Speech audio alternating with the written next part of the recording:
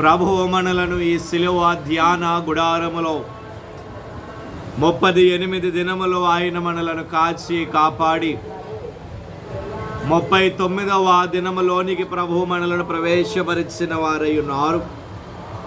ఆయనకే నిండు మహిమ ఘనత ప్రభావములు యుగ యుగములు ఆయనకు మెండుగా కలుగును గాక. ఆమేన్.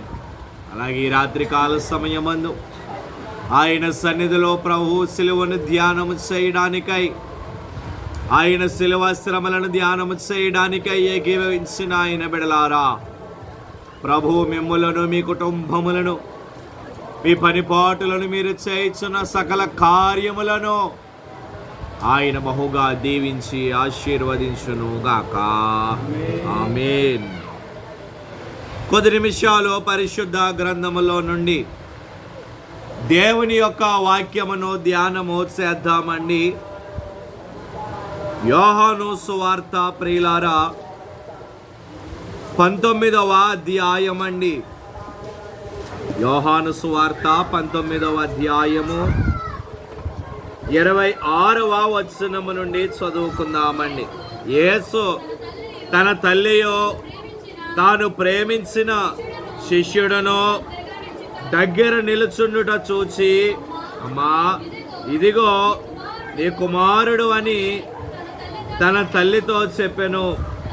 తరువాత శిష్యుని చూచి, ఇదిగో నీ తల్లి అని చెప్పెను.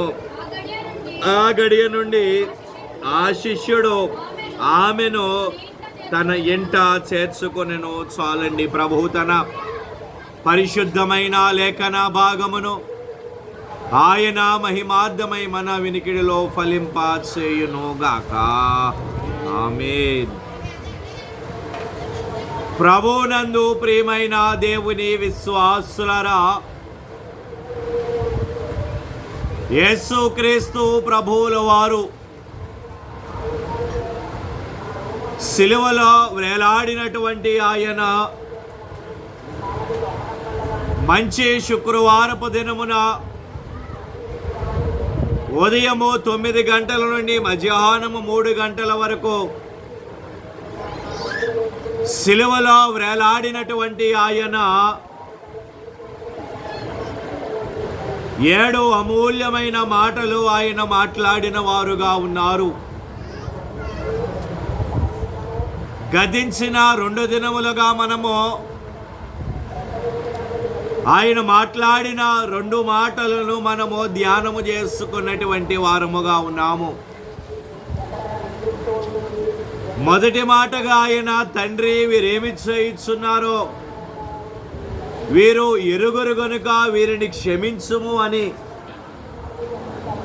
తండ్రితో ఆయన మాట్లాడిన వారుగా ఉన్నారు. రెండవ మాటగా, నేడు నీవు నాతో కూడా పరదైస్సులో ఉందువు అని ఒక దొంగతో ఆయన ఆ మాట మాట్లాడిన వారుగా ఉన్నారు. ఏ దినమందు మనము చదువుకున్నామో మూడవదిగా ఆయన ఎవరితో ఆయన మాట్లాడారు అంటే తన శిష్యునితో ఆయన మాట్లాడుచున్నటువంటి వారై ఉన్నారు. తాను ప్రేమించినటువంటి శిష్యుడు,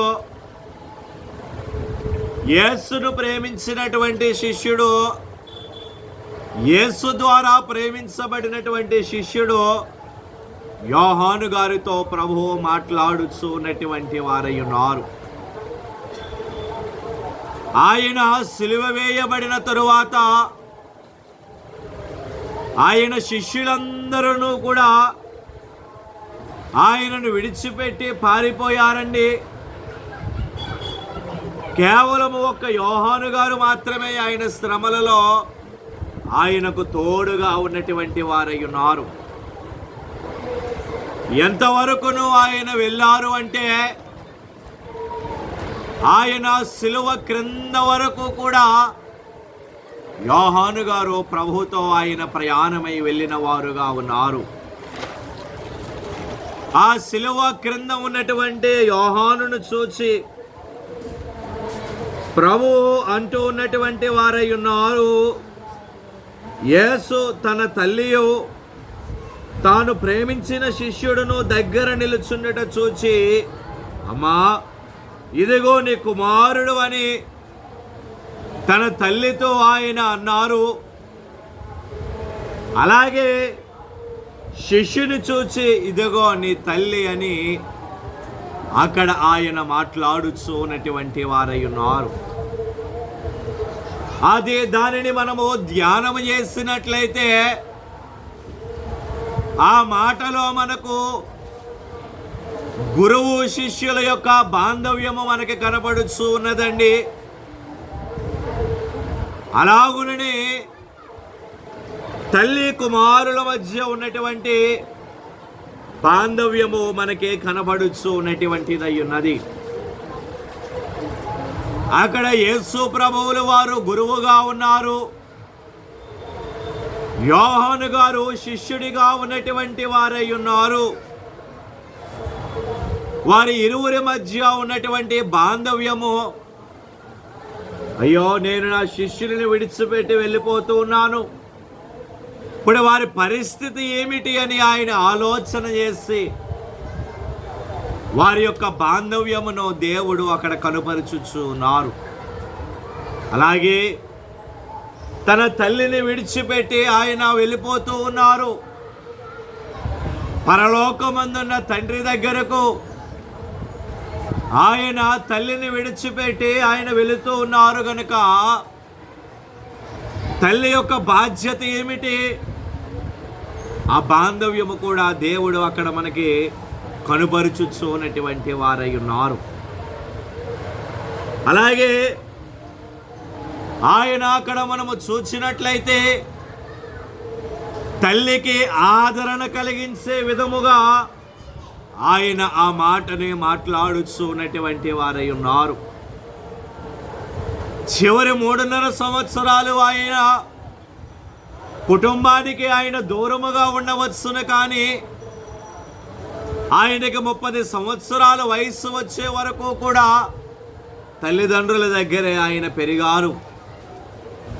ఒక వయస్సు వచ్చిన కుమారుడు అతడు మరణించాడు అంటే ఆ కుటుంబానికి ఎంత వేదనగా ఉంటుంది. ఆ కుటుంబమును ఆదరించువారు ఎవరు, ఆ తల్లిని ఆదరించువారు ఎవరు? కనుక ఆ తల్లికి ఆదరణ కలిగించే విధముగా ఆయన ఆ 3వ మాట ఆయన సిలువలో మాట్లాడుచు ఉన్నటువంటి వారై ఉన్నారు. అలాగే తల్లి ఎడల ఆయనకు కలిగిన ప్రేమను ఆయన చూపించుచు ఉన్నారు. ఆయన ఎంత ప్రేమామయుడు, ఆయన తల్లి పక్షముగా ఆయన ఎటువంటి ప్రేమను ఆయన కలిగి ఉన్నారో. ఆ కుమారుడు తల్లిని విడిచి వెళ్ళిపోతే ఆ తల్లి యొక్క ప్రాణము ఎంతగా తల్లడిల్లిపోతుంది. కనుక తల్లి పక్షముగా ఆయన ప్రేమను చూపించి ఆయన మాట్లాడుచూ ఉన్నారు. అలాగే ఆయన తన బాధ్యతను ఆయన కనుపరుచుచూ ఉన్నారు. కుటుంబమునకు పెద్దగా ఉన్నటువంటి కుమారుడు గనుక ఆయన విడిచి వెళ్ళిపోతే ఆ బాధ్యత ఎవరు చూసుకుంటారు? గనుక ఆ బాధ్యతను ఆయన యోహాను గారికి ఆయన అప్పగించుచు ఉన్నటువంటి వారై ఉన్నారు. యోహానుకు ఆయన ఆ బాధ్యతను, తల్లి యొక్క బాధ్యతను ఆయన కనుపరుచుచు ఉన్నారు. ఆయన తల్లిని విడిచిపెట్టి ఆయన వెళ్ళిపోలేదండి. తల్లికి ఒక కుమారుణ్ణి ఆయన అప్పగించి ఆయన బాధ్యతను నెరవేర్చి ఆయన అప్పుడు తల్లిని విడిచిపెట్టి ఆయన వెళ్ళిన వారుగా ఉన్నారు.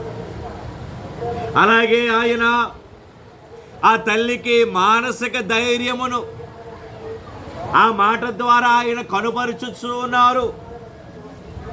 మానసికముగా ఆ తల్లి ఎంత వేదనకు గురి అయిపోతుంది. ఆ కుమారుణ్ణి ఆమె నవమాసములో మోసి ఆమె కన్నది కదా. అతడు ఆ కుమారుడు మానవుల ద్వారా హింసింపబడుతూ ఉంటే, ఆ కొరడా దెబ్బలు ఆయన శరీరం మీద పడుతూ ఉంటే ఆ తల్లికి మానసికముగా ఎంత వేదన కలిగి ఉంటుంది. ఆమె కళ్ళ ఎదుటగానే ఆ కుమారుడు మరణించొచ్చు ఉన్నాడు అంటే ఆ తల్లికి అది ఎంత మానసిక వేదన. కానీ ఆయన ఆ వేదనను కూడా ఆయన మానసిక ధైర్యాన్ని ఆయన కలుగు చేయొచ్చు. ఆ మాటను మూడవ మాటగా ఆయన మాట్లాడుచు ఉన్నటువంటి వారై ఉన్నారు. ఈనాడు మరి మనము మన తల్లిదండ్రుల పట్ల ఎటువంటి బాధ్యతను మనము కనపరుచుచూ ఉన్నామో, ఆనాడు ఆయన మరణ దశలో ఉండి కూడా సిలువలో ఆయన మరికొద్ది గంటలలో ఆయన మరణిస్తారు అని ఆయనకు తెలిసి ఉండి కూడా మరికొన్ని గంటలలో ఆ సిలువలో ఆయన తన ప్రాణమును ఆయన అర్పించవలసి ఉన్నది అని ఆయన ఎరిగి ఉండి కూడా ఆయన తన బాధ్యతను ఆయన మరిచిపోలేదు. ఆయన తన బాధ్యతను ఆయన నెరవేర్చారు. అయితే ఈనాడు దేవుని బిడ్డలుగా ఉన్నటువంటి చాలామంది వారి తల్లిదండ్రుల పట్ల వారి యొక్క నైతిక బాధ్యతను వారు నెరవేర్చలేకపోతూ ఉన్నారు. తల్లిని తండ్రిని వారు విడిచిపెట్టి వేసి ఎక్కడికో దూరముగా వారిని పంపించి వేస్తూ ఉన్నారు.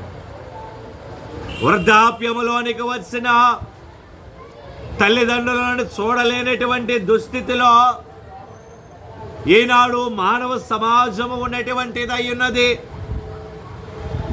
కనుక వారే మనలను పోషించారు, మనకు జన్మనిచ్చారు. ఒక వయస్సు వచ్చే వరకు వారు మనకు దారిని చూపించారు. మరి అంతగా మనలను పెంచి పోషించిన వారిని మనము వారి వయస్సు వృద్ధాప్యములోనికి వచ్చినప్పుడు వారిని వదిలివేయుట తగునా? రేపు మన గర్భము నుండి వచ్చిన వారు కూడా మనలను అలాగు చేస్తే మన పరిస్థితి ఏమిటి? కనుక తల్లిదండ్రుల పట్ల మన వైఖరి ఎలాగున ఉండాలి? మనకు జన్మనిచ్చిన తల్లిదండ్రుల పట్ల మన యొక్క బాధ్యత, మన యొక్క వైఖరి ఎలాగూ ఉండాలి? ఈ రాత్రికాల సమయమందు కొన్ని విషయాలు మనము ధ్యానము చేసి క్లుప్తముగానే మన యొక్క వాక్యమును మనము ముగింపులోనికి తీసుకుని వద్దామండి. సామెతల గ్రంథము ప్రియులారా 10వ అధ్యాయం అండి. సామెతల గ్రంథము 10వ అధ్యాయము మొదటి వచనమును చదువుకుందామండి. జ్ఞానము గల కుమారుడు తండ్రిని సంతోషపరచును, బుద్ధి లేని కుమారుడు తన తల్లికి దుఃఖము పుట్టించును. చాలండి. చదువుబడిన లేఖన భాగములో సొలొమోను దేవుని ద్వారా దైవ జ్ఞానమును పొందుకున్నటువంటి దైవజనుడైనటువంటి సొలొమోను దేవుని ద్వారా జ్ఞానమును పొందుకున్నటువంటి ఆయన మాట్లాడుచు అక్కడ ఆయన అంటూ ఉన్నటువంటి మాట ఏమిటి అంటే, జ్ఞానము గల కుమారుడు తండ్రిని సంతోషపరచును అని ఆయన అంటున్నారు. కనుక మన వాక్య భాగమును బట్టి మనము ధ్యానము చేసినట్లయితే తల్లిదండ్రుల పట్ల మన యొక్క వైఖరి ఎలాగున ఉండాలి అంటే, వారి పక్షముగా మనము ఎలాగూ ప్రవర్తించాలి అంటే, మనకు జన్మనిచ్చిన తల్లిదండ్రులను మనము సంతోషపరచవలసిన వారముగా ఉన్నాము. దేవునికి స్తోత్రం. వారిని మనము సంతోషపరచాలి. మన యొక్క క్రియల ద్వారా, మన యొక్క పనుల ద్వారా, మన యొక్క నడవడిక ద్వారా, మనము చేసే కార్యముల ద్వారా తల్లిదండ్రులను మనము సంతోషపరిచే వారి వలె మనము ఉండాలి. అంతేకాని వారికి దుఃఖము కలుగజేసే వారి వలె మనము ఉండరాదు. వారికి వేదనను కలుగజేసే వారి వలె మనము ఉండరాదు. ఎల్లప్పుడూ కూడా మన తండ్రిని, మన తల్లిని మనము సంతోషపరచవలసిన వారముగా ఉన్నాము. వారు మనలను చిన్ననాటి నుండి మనలను ఎంత సంతోషముగా మనలను ఉంచారో, మన బాధలన్నీ వారి భుజాల మీద వేసుకున్నారు. మన కష్టాలన్నీ వారి భుజముల మీద వేసుకున్నారు. మనకు కష్టమంటే ఏమిటో ఎరగకుండా మనలను వారు పెంచిన వారుగా ఉన్నారు. మరి అటువంటి తల్లిదండ్రులను మనము వారి యొక్క వృద్ధాప్యదశలో ఉన్నప్పుడు వారిని మనము సంతోషపరచాలి. అది సొలొమోను అంటూ ఉన్నారు. ఎవరు సంతోషపరచగలరు అంటే జ్ఞానము కలిగిన వారే తన తండ్రిని, తల్లిని వారు సంతోషపరచగలరు. జ్ఞానము కలిగి ప్రవర్తించాలి. యుక్తి కలిగి మనము నడుచుకోవాలండి. మన తల్లిదండ్రుల పట్ల వారిని ఎన్నడూ కూడా మనము దూషణ వచనములు ఆడరాదు. కనుక తల్లిదండ్రుల పట్ల మనము కలిగి ఉండవలసినటువంటి మొట్టమొదటి నైతిక బాధ్యత ఏమిటి అంటే వారిని మనము సంతోషపరచవలసిన వారముగా ఉన్నాము. దుఃఖపరచరాదు. కన్నీరు వచ్చేలాగా మనము ప్రవర్తించరాదు. ఎల్లప్పుడూ కూడా వారి కళ్ళలో, వారి ముఖములో చిరునవ్వు, సంతోషమును మాత్రమే మనము చూడాలి. ఈనాడు అనేక మంది బిడ్డలు త్రోవ తప్పిపోయి వారి యొక్క నడవడిక ద్వారా తల్లిదండ్రులను బాధ పెట్టేవారు ఈనాడు అనేక మంది ఉన్నారండి. వారి మాటను వినక వారికి ఇష్టము వచ్చినట్లు వారు నడుచుకుంటూ తల్లిదండ్రుల వారి మాట వినక వారిని దుఃఖపెట్టేవారు ఈనాడు లోకములో అనేక మంది ఉన్నారు. కానీ దేవుని బిడ్డలముగా ఉన్నటువంటి మనము దేవుడు మనకు ఉపదేశించిన ప్రకారము, ఆయన మనకు తెలియజేసిన ప్రకారము వారిని మనము ఎప్పుడూ సంతోషపరచాలి. వారి కళ్ళల్లో ఎప్పుడూ మనము ఆనందమునే మనము చూడవలసినటువంటి వారముగా ఉన్నాము. దేవునికి స్తోత్రం. ఇక రెండవదిగా చూసినట్లయితే నిర్గమాకాండం అండి, 20వ అధ్యాయము 12వ వచనం అండి. నీ దేవుడైన యెహోవా నీకు అనుగ్రహించు దేశములో నీవు దీర్ఘాయుష్మంతుడు వగునట్లు నీ తండ్రిని, నీ తల్లిని సన్మానించుము. చాలండి. ఇక రెండవదిగా మనము బాగుగా ఎరిగినటువంటి లేఖన భాగము 10 ఆజ్ఞలలో ఒక ఆజ్ఞగా దేవుడు మనకు అనుగ్రహించినటువంటి ఆజ్ఞ ఏమంటూ ఉన్నారు ఆయన? నీ దేవుడైన యెహోవా నీకు అనుగ్రహించు దేశములో నీవు దీర్ఘాయుష్మంతుడు వగునట్లు నీ తండ్రిని, నీ తల్లిని సన్మానించుము అని ఆయన అంటూ ఉన్నారు.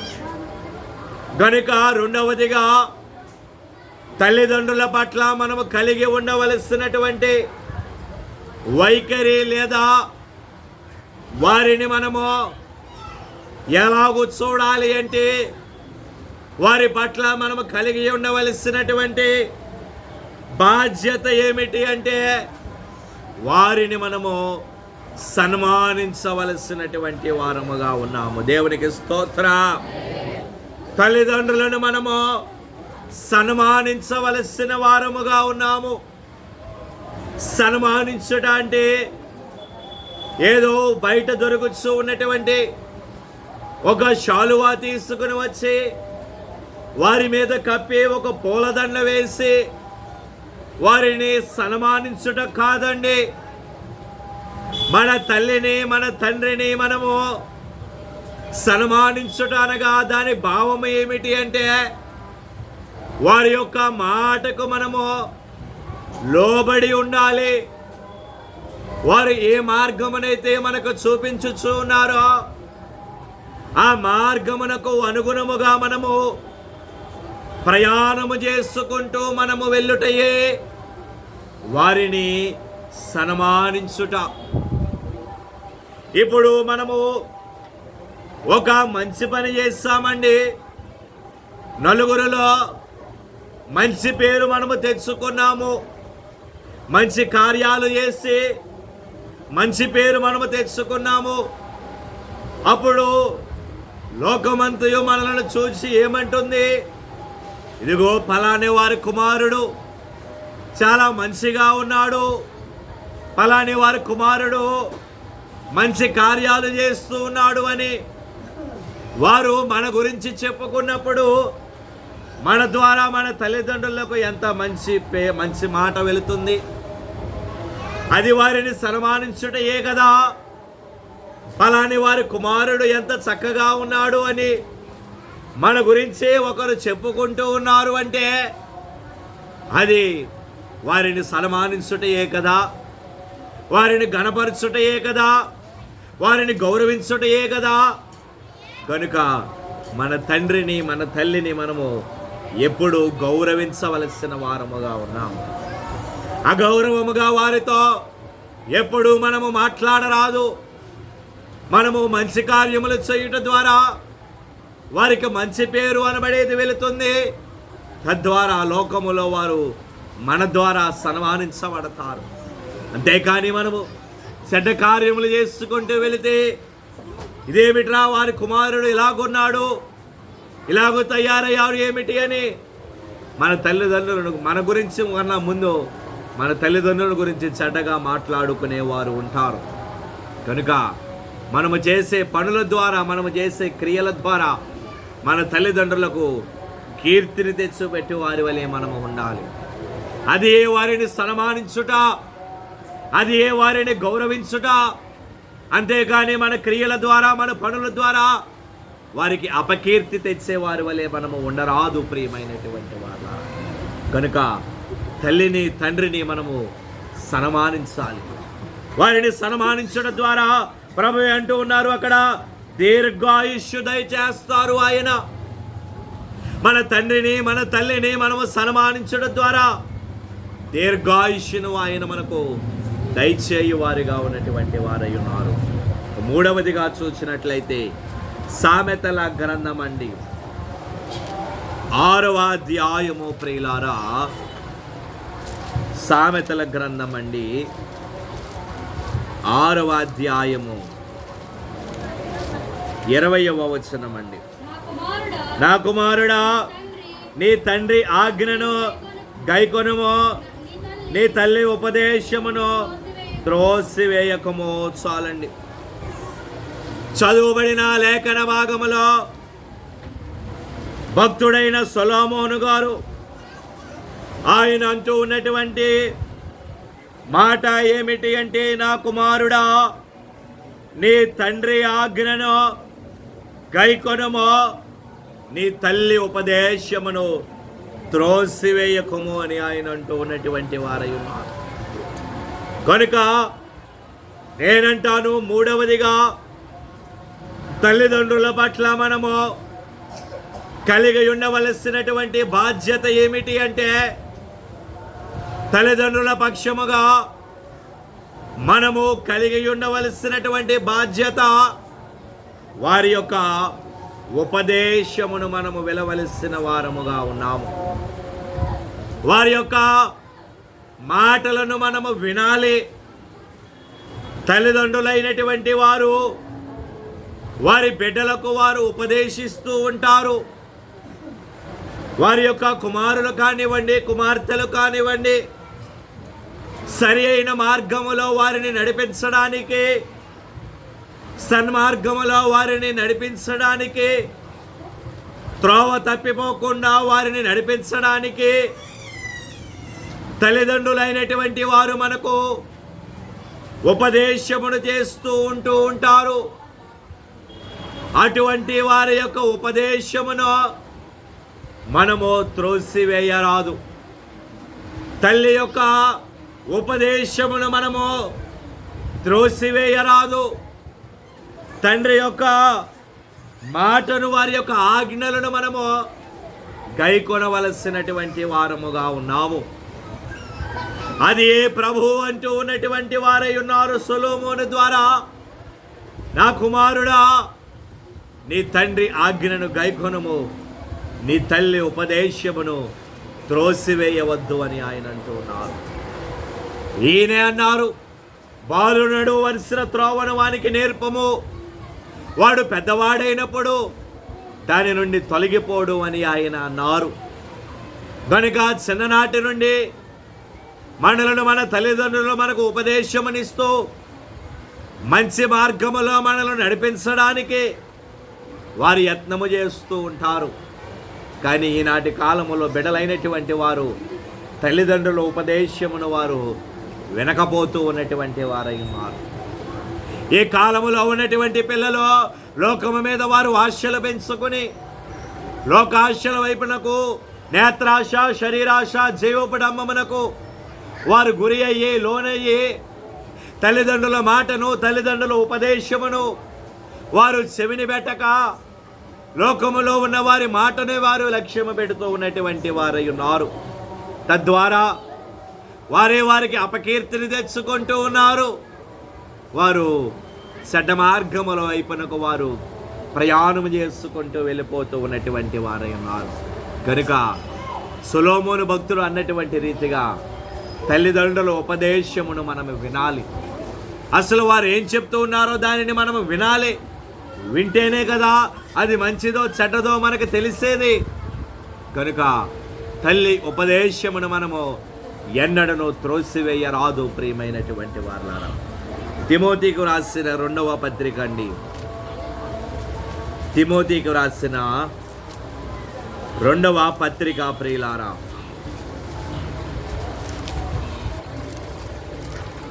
3వ అధ్యాయం అండి, 2వ వచనం అండి. 3వ అధ్యాయము 2వ వచనం. ఏలయనగా మనుష్యులు స్వార్థప్రియులు, ధనాపేక్షలు, బెంకములాడువారు, అహంకారులు, దోషకులు, తల్లిదండ్రులకు అవిధేయులు, కృతజ్ఞత లేని వారు, అపవిత్రులు. చాలండి. చదువుబడిన లేఖన భాగములో పౌలు గారు తిమోతితో, ప్రియ శిష్యుడైన తిమోతితో ఆయన మాట్లాడుచు ఆయన అంటూ ఉన్నటువంటి మాట ఏమిటి అంటే, ఈనాడు లోకము ఎలాగూ ఉన్నదో ఆయన తెలియజేస్తూ ఉన్నటువంటి వారై ఉన్నారు. మనుష్యులు స్వార్థప్రియులు, ధనాపేక్షలు, బింకములాడువారు, అహంకారులు, దోషకులు, తల్లిదండ్రులకు అవిధేయులుగా వారు ఉన్నారు అని పౌలు భక్తుడు అంటూ ఉన్నటువంటి వారై ఉన్నారు. ఎఫెసీలకు రాసిన పత్రిక అండి, ఎఫెసీలకు రాసిన పత్రిక 6వ అధ్యాయము 1వ వచనమును చదువుకుందామండి. పిల్లలారా, ప్రభువునందు మీ తల్లిదండ్రులకు విధేయులయ్యుండుడి. చాలండి. కనుక 4వదిగా తల్లిదండ్రుల పట్ల మనము కలిగి ఉండవలసినటువంటి 4వ బాధ్యత ఏమిటి అంటే, వారికి మనము విధేయులమై ఉండవలసిన వారముగా ఉన్నాము. దేవునికి స్తోత్రం. తల్లిదండ్రులకు మనము విధేయులమై మనము ఉండాలి. యేసునాథుడు ఆయన ఎప్పుడూ కూడా తన తల్లికి ఆయన విధేయుడుగానే ఆయన ఉన్నారు. ఎలాగంటారు? కానాను వివాహములో ద్రాక్షారసమైపోయినది. తల్లి వచ్చినది ప్రభువు దగ్గరకు, నీ సమయము వచ్చినది. ద్రాక్షారసం అయిపోయింది అంటే ప్రభు అన్నారు, అమ్మా నా సమయం ఇంకా నువ్వు రాలేదన్నారు. కానీ ఆయన అక్కడ కార్యము చేయకుండా ఆగారా? లేదే, అక్కడ ఆయన సూచక క్రియను చేస్తారు కదా. తల్లి మాటకు ఆయన అక్కడ విధేయత కనుపరిచిన వారుగా ఉన్నారు. అక్కడ ఆయన మొదటి సూచక క్రియను ఆ కనాను వివాహములో ఆయన జరిగించారు. కనుక మనమును కూడా తల్లికి తండ్రికి మనము విధేయులమై మనము ఉండాలి. ఇక 5వదిగా తిమోతికి వ్రాసిన మొదటి పత్రిక అండి. తిమోతికి వ్రాసిన మొదటి పత్రిక 5వ అధ్యాయము 4వ వచనమండి. అయితే ఏ విధవరాలికైనను పిల్లలు గాని మనములు గాని యుండిన ఎడల మీరు మొదట తమ ఇంటి వారి ఎడల భక్తి కనపరచుటకును తమ తల్లిదండ్రులకు ప్రత్యుపకారము చేయుటకును నేర్చుకొనవలెను. చాలండి. ఇక 5వదిగా తల్లిదండ్రుల పట్ల మనము కలిగి ఉండవలసినటువంటి బాధ్యత ఏమిటి అంటే వారికి మనము ఉపకారము చేయవలసినటువంటి వారముగా ఉన్నాము. దేవునికి స్తోత్ర. తల్లిదండ్రులకు మనము ఎన్నడూ అపకారము చేయరాదండి. వారికి మనము ఉపకారమునే చేయాలి. ఎందుకనగా వారు మనలను ఒక ఉన్నతమైనటువంటి స్థితిలోనికి వారు మనలను తీసుకుని వచ్చారు. ఉన్నతమైనటువంటి స్థితిలో మనల్ని తీసుకుని రావడానికి వారు ఎంతగా ప్రయాసపడ్డారు, కష్టపడ్డారు, చెమటోడ్చారు. మన కోసము నిద్రాహారములు మాని ఎంతగా వారు ప్రయాసపడి ఉండకపోతే ఈనాడు మనము ఈ స్థితిలో మనము ఉండగలిగాము. కనుక వారికి మనం ఉపకారము చేయకపోయినా పర్వాలేదు, కానీ అపకారం మాత్రం వారికి తలపెట్టరాదు ప్రియమైనటువంటి వారు. కనుక ప్రభు సిలువలో వేలాడుచు తన శిష్యుని చూచి అంటూ ఉన్నారు, తల్లిని చూచి అంటూ ఉన్నారు, అమ్మా ఇదిగో నీ కుమారుడు. అలాగే యోహానును చూచి ఆయన అన్నారు, ఇదిగో నీ తల్లి అని ఆయన అన్నారు. ఆయన తన యొక్క బాధ్యతను ఆ సిలువలో ఆయన నెరవేర్చిన వారుగా ఉన్నారు. బాధ్యత కలిగిన మాటగా ఆయన 3వ మాటగా ఆయన మాట్లాడారు. గనుక మనమును మన తల్లిదండ్రుల పట్ల మనము బాధ్యతలు కొన్నింటిని మనము కనుపరచాలి. మొదటిగా వారిని మనము సంతోషపరచాలి. 2వదిగా వారిని మనము సన్మానించాలి. 3వదిగా వారి యొక్క ఉపదేశమును మనము వినాలి. 4వదిగా వారికి విధేయులై ఉండాలి. 5వదిగా వారికి ఉపకారము చేయి వారి వలె మనము ఉండాలి. కనుక తల్లిని తండ్రిని ఎన్నడూ నిర్లక్ష్యము చేయవద్దు ప్రియులారా. వారికి విధేయులై ఉండండి. వారికి ఉపకారము చేయు వారి వలె ఉండండి. పరమ తండ్రి ద్వారా వచ్చే దైవ దీవెనలు, దైవాశీర్వాదములు పొందుకొనండి. ప్రభు కృపా దీవెన ఆశీర్వాదములు మీ ఎల్లరికూ సదా తోడయుండునుగాక. ఆమేన్. మోకరిద్దామండి, ఆయన ధ్యానములోనికి వెళదాము ప్రియులారా. అందరము కూడా మోకరిద్దాము. కలువరిగిరిలో సిలువదారి అయి వేలాడితివాన యేసయ్యా. కలువరిగిరిలో సిలువదారి అయి వేలాడితివాన యేసయ్యా. కలువరిగిరిలో దారి తప్పిపోయిన గొర్రెనై తిరిగాను. ఏ దారి కానరా సిలువ దరికి చేరాను. దారి తప్పిపోయిన గొర్రెనై తిరిగాను. ఏ దారి కానరా సిలువ దరికి చేరాను. ఆఖరి రక్తపు బొట్టు నా కొరకై దారబోసి ఆఖరి రక్తపు బొట్టు నా కొరకై ధారబోసి నీ ప్రాణ త్యాగముతో విడిపించితివా, నీ ప్రాణ త్యాగముతో విడిపించితివా. కలువరి గిరిలో సిలువదారి అయి వేలాడితివో నా యేసయ్యా. కలువరి గిరిలో ఆయన సన్నిధిలో ఆయన